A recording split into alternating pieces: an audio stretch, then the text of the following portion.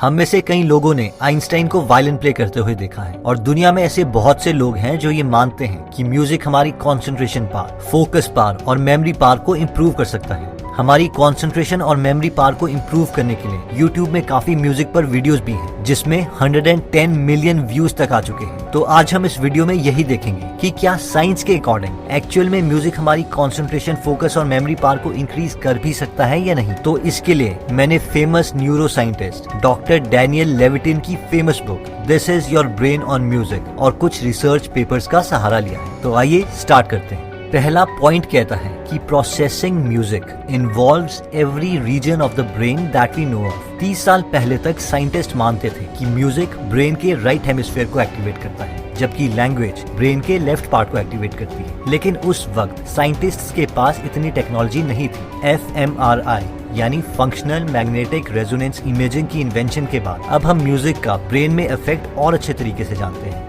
fMRI की मदद से हम लोगों के कानों में हेडफोन लगा के उनके ब्रेन के अंदर के प्रोसेसेस की लाइव वीडियो देख सकते हैं, जिससे हमें ये पता चल जाता है कि उनके ब्रेन का कौन सा हिस्सा एक्टिवेट हो रहा है। तो लेटेस्ट रिसर्च के अकॉर्डिंग साइंटिस्ट ये प्रूव कर चुके हैं कि म्यूजिक की मदद से हमारा पूरा ब्रेन प्रोसेसिंग के लिए एक्टिवेट होता है, जिसका मतलब है कि म्यूजिक सुनते या प्ले करते वक्त हमारे ब्रेन के डिफरेंट पार्ट्स साइमल्टेनियसली काम करते हैं, जो कि एक अच्छी बात है। लेकिन अब सवाल ये आता है कि इसका फायदा क्या हुआ। अगर आपने ओलंपिक्स में एथलीट्स को देखा होगा तो वो ईयरबड्स लगा के रखते हैं। क्यों? क्योंकि वो म्यूजिक सुन रहे होते हैं। अब वो चाहे साइंस को समझे या ना समझे, लेकिन उन्हें पता है कि म्यूजिक से उनकी परफॉर्मेंस इंप्रूव होती है। ये इसीलिए है क्योंकि हमारे ब्रेन में न्यूरॉन्स म्यूजिक के टेम्पो के साथ एग्जैक्टली सिंक्रोनी में फायर करते हैं, जिसका मतलब है कि अगर हम रनर हैं और हम कोई ऐसा म्यूजिक सुन रहे हैं जो हमारी नॉर्मल स्पीड से ज्यादा टेम्पो में बीट करता है, तो हमारे न्यूरॉन्स फास्टर रेट में म्यूजिक के टेम्पो में बीट करेंगे, जिससे हम ज्यादा स्पीड में भाग सकते हैं। उसी तरीके से एक वेट लिफ्टर जिम में ज्यादा रेपिटेशंस प्रैक्टिस कर सकता है। जॉगिंग करते वक्त या साइकिलिंग करते वक्त हम ज्यादा देर तक टास्क को कर सकते हैं, इवन जब हमारी विल पावर ऑलमोस्ट खत्म हो गई हो। यानी कोई भी ऐसा टास्क जिसमें टाइमिंग इन्वॉल्व है, अगर हम ठीक टेम्पो का म्यूजिक चूज कर लें तो हम अपनी परफॉर्मेंस को इम्प्रूव कर सकते हैं।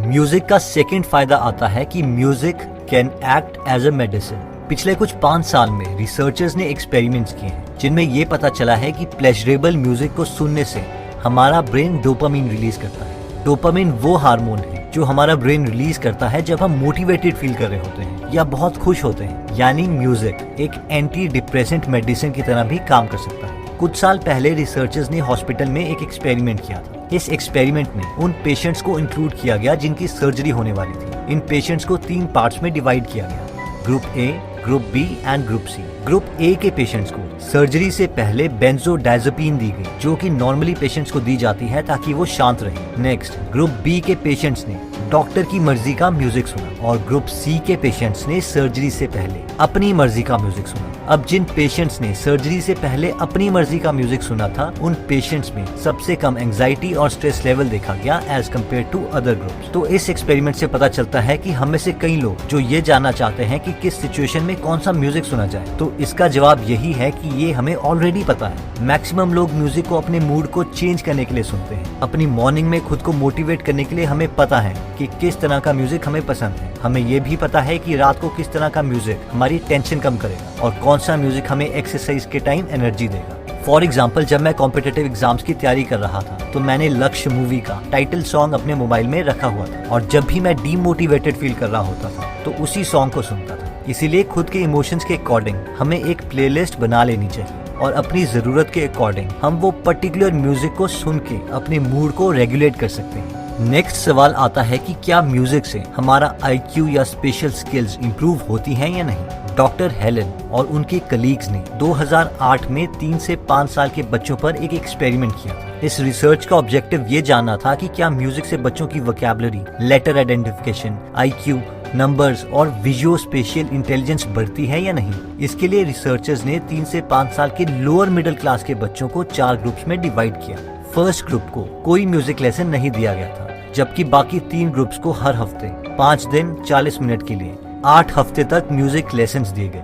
ये तीनों ग्रुप छोटे साइजेस के थे। एक्सपेरिमेंट शुरू होने से पहले और एक्सपेरिमेंट खत्म होने के बाद इन बच्चों के टेस्ट लिए गए। 8 हफ्तों के बाद ये नोटिस किया गया कि म्यूजिक से स्टूडेंट्स की नॉन वर्बल IQ, न्यूमरेसी और स्पेशल कॉग्निशन में काफी इंप्रूवमेंट्स आई हैं। लेकिन उन स्टूडेंट्स में ज्यादा इंप्रूवमेंट्स थी जिन क्लासेस के साइजेस कम थे, यानी 1-to-1 टीचिंग या म्यूजिक लेसन्स बहुत ज्यादा इफेक्टिव थे स्टूडेंट्स की IQ को इम्प्रूव करने के लिए। और बहुत सारी रिसर्चेस ये प्रूव करती हैं कि म्यूजिक से हमारे IQ बढ़ सकता है, लेकिन ज्यादा फायदा उससे है जो म्यूजिक इंस्ट्रूमेंट को प्ले करता है, जैसे कि गिटार, पियानो या आइंस्टाइन की तरह वायलिन, ना कि सिर्फ सुनता है। मगर ये एक लॉन्ग प्रोसेस है। ऐसा नहीं है कि हमने थोड़े दिनों के लिए म्यूजिक प्ले किया और हमारा उसी वक्त IQ बढ़ जाए। इसे हम फ्री टाइम में कर सकते हैं ताकि हमारा ब्रेन का मेजॉरिटी पोर्शन यूज हो और बाकी काम करते वक्त हम ब्रेन के उन्हीं पोर्शन को यूज कर सकें। नेक्स्ट मोस्ट इम्पॉर्टेंट सवाल आता है कि स्टडी के टाइम म्यूजिक सुनने से क्या हमारी परफॉर्मेंस इंप्रूव होती है या कम होती है। तो अनफॉर्चुनेटली कई रिसर्चर्स स्टडी के टाइम म्यूजिक को प्रेफर करते हैं और कई रिसर्चर्स ऐसा करने से मना करते हैं। फॉर एग्जाम्पल राइली ने 2013 में रिसर्च की थी। इस स्टडी में यूनिवर्सिटी ऑफ मैरीलैंड के 32 अंडर ग्रेजुएट स्टूडेंट्स ने पार्टिसिपेट किया था, जिनकी एज 20 से 41 के बीच में थी। इन 32 स्टूडेंट्स के कई टेस्ट लिए गए, जिनमें स्टूडेंट्स को नॉर्मल 3 डिजिट नंबर्स की मल्टीप्लिकेशन, एडिशन, सब्ट्रैक्शन और डिवीजन करनी थी। सारे टेस्ट्स सेम डिफिकल्टी लेवल के थे। जब इन स्टूडेंट्स का टेस्ट लिया गया तो उस वक्त क्लासरूम में स्पीकर्स लगे थे जिनमें अलग अलग सॉन्ग प्ले किए गए। उन सॉन्ग्स का कंट्रोल रिसर्चर्स के पास था। किसी टेस्ट में रिसर्चर्स ने बहुत ही लाउड मेटल म्यूजिक प्ले किया, जैसे कि डीमन हंटर्स का song not ready to die, जबकि किसी टेस्ट में बहुत ही soft classical piano music play किया गया, जैसे कि बेसिन का सॉन्ग मॉर्निंग लाइट। कई टेस्ट्स में रिसर्चर्स ने कोई सॉन्ग प्ले ही नहीं किया। अब जब इन 32 स्टूडेंट्स के सारे टेस्ट के रिजल्ट्स को कंबाइन किया गया तो रिसर्चर्स ने ये पाया कि जब स्टूडेंट्स के सामने कोई सॉन्ग प्ले नहीं हो रहा था तो उनके मार्क्स सबसे ज्यादा थे, यानी कंसंट्रेशन ज्यादा थी। और इवन लाइट म्यूजिक में स्टूडेंट ने बहुत बेटर परफॉर्म किया था as compare to heavy metal song की कंडीशन में। तो अब इससे तो ये लगता है कि स्टडी के टाइम म्यूजिक नहीं सुनना चाहिए, लेकिन हमारे पास एक और रिसर्च है जो कि बहुत फेमस जर्नल एल्सेवियर में पब्लिश की गई थी। इस एक्सपेरिमेंट में 249 फर्स्ट और सेकेंड ईयर के अंडर ग्रेजुएट स्टूडेंट्स को इंक्लूड किया गया था और इन्हें 2 ग्रुप्स में डिवाइड किया गया, ग्रुप A और ग्रुप B। इन दोनों ग्रुप के स्टूडेंट्स सेम कैलिबर के थे, यानी एकेडमिकली इनके सेम मार्क्स आते थे। दोनों ग्रुप के स्टूडेंट्स को एक नए टॉपिक पर 1 आवर का वीडियो लेक्चर्स दिखाया गया, ना कि रियल लेक्चर्स। रिसर्चर्स ने रियल लेक्चर्स इसीलिए नहीं दिखाए ताकि वो इंश्योर कर सकें कि दोनों ग्रुप ने एग्जैक्टली सेम मटेरियल देखा है। बस फर्क ये था कि ग्रुप A के वीडियो लेक्चर में बैकग्राउंड म्यूजिक नहीं था, जबकि ग्रुप B के वीडियो लेक्चर में बैकग्राउंड म्यूजिक था। इस वीडियो लेक्चर के बाद दोनों ग्रुप के इस वीडियो लेक्चर से रिलेटेड टेस्ट लिए गए। ग्रुप B जिसने वीडियो लेक्चर्स म्यूजिक के साथ सुने थे, इनके मार्क्स टेस्ट में ग्रुप A के मुकाबले काफी ज्यादा आए। इन शॉर्ट, म्यूजिक का डायरेक्ट इफेक्ट हमारी स्टडीज में क्या है, इसके लिए साइंस में थोड़े डिफरेंट ओपिनियंस हैं। इसलिए म्यूजिक को अपनी स्टडीज में इंक्लूड करने के लिए हम खुद ही बेटर जज कर सकते हैं।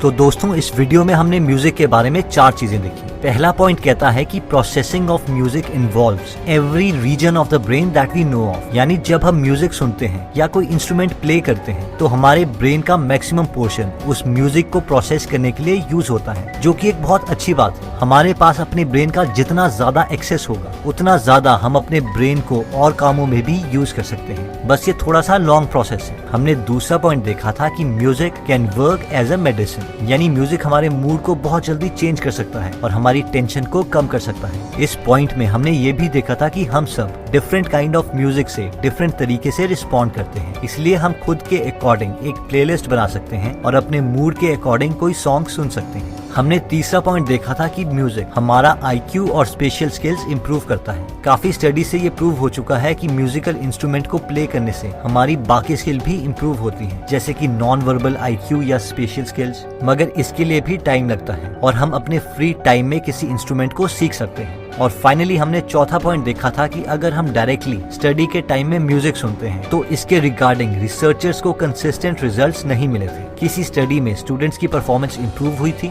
जबकि दूसरी स्टडी में स्टूडेंट की परफॉर्मेंस डिक्रीज हुई थी। मगर मुझे लगता है कि हमें ऑलरेडी पता है कि क्या म्यूजिक हमारी परफॉर्मेंस को इंप्रूव करता है या डिक्रीज। दोस्तों, इस बुक में और भी काफी इंटरेस्टिंग टिप्स दिए गए हैं। अगर आप ये पूरी बुक पढ़ना चाहते हैं तो डिस्क्रिप्शन में दिए हुए लिंक पे जाके आप ये बुक खरीद सकते हैं। दोस्तों कमेंट सेक्शन में आप बता सकते हैं कि आप नेक्स्ट वीडियो किस टॉपिक पर चाहते हैं, ताकि हमें भी फीडबैक मिले और उसी टॉपिक्स को हम कवर करें। इस चैनल को जरूर सब्सक्राइब कर लीजिए और बेल का बटन दबा दीजिए ताकि आप ऐसी नॉलेजेबल वीडियोस कभी मिस ना करें। और इस वीडियो को लाइक जरूर कीजिएगा ताकि हमारा कॉन्फिडेंस बढ़े।